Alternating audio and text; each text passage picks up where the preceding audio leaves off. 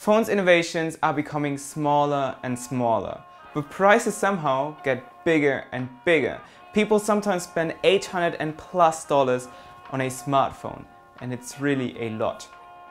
Phones became some kind of status symbol. The best example for that is the iPhone X, which just came out at the press conference from Apple, and it's priced in Germany at around 1,070 euros. That's around $1,120, and that is crazy. But do you really need that kind of smartphone? In this video, I'll be reviewing the WIKO U-Feel Prime. It's the exact opposite of an expensive smartphone. Some of you may remember that my BlackBerry Key 1 broke on my last holiday trip in Germany. So I was pretty much stranded without a smartphone on holiday, and I wasn't really prepared for it. So I went to the nearest tech store. I was in Berlin, Saturn, and I searched for the cheapest phone I could find with the best specs that you see on those small information sheets next to the phone. And I saw the WIKO U-Feel Prime, and it was just around 140 euros, which really isn't much for a smartphone. It had great specs, but when I unboxed the phone, I was more than surprised what I found.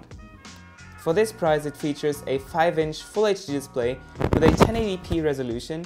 It's pretty bright and pretty sharp, and even though its viewing angles aren't top-notch, it's still super acceptable. It also has an extremely fast fingerprint sensor below the screen, which is also a button to go back to the home screen, multitasking when pushed long, or it acts as a back key when touched. So no need for on-screen navigation buttons and more display content.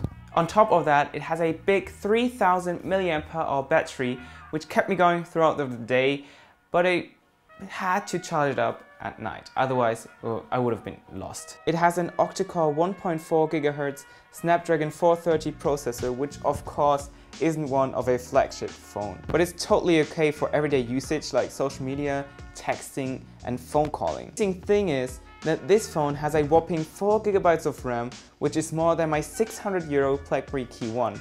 So multitasking wasn't a big issue either, and apps stayed open for a long time.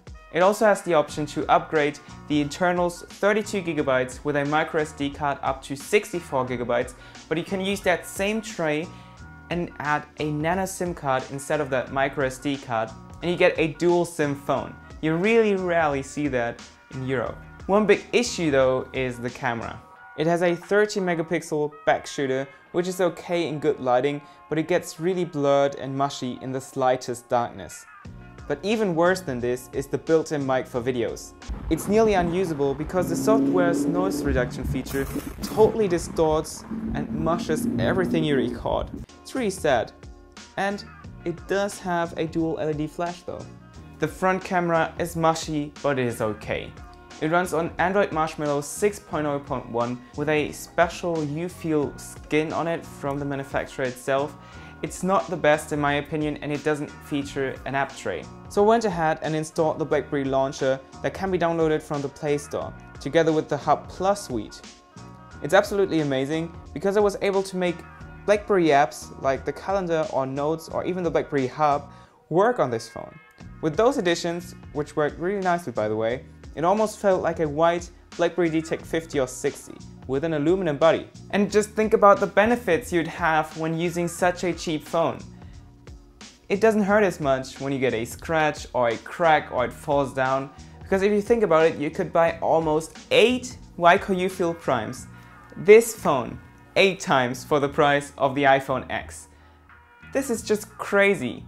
But would I get the WIKO U-Feel Prime over my BlackBerry Key 1 that I'm currently using?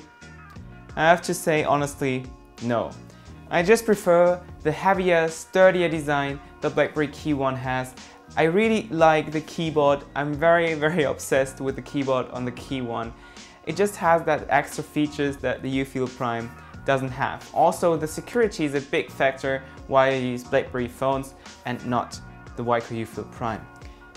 But as a normal user and you're not really interested in the things you get with the BlackBerry Key 1, and you're not really that much of a camera guy, you just need a phone for everyday usage and social media, I can't think of a better phone and price than the U-Feel Prime by WIKO. So So if you like this video, make sure you like the video. Make sure to subscribe to my channel if you want to stay updated with the newest videos.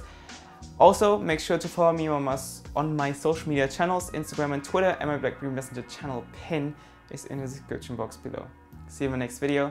Until then, bye.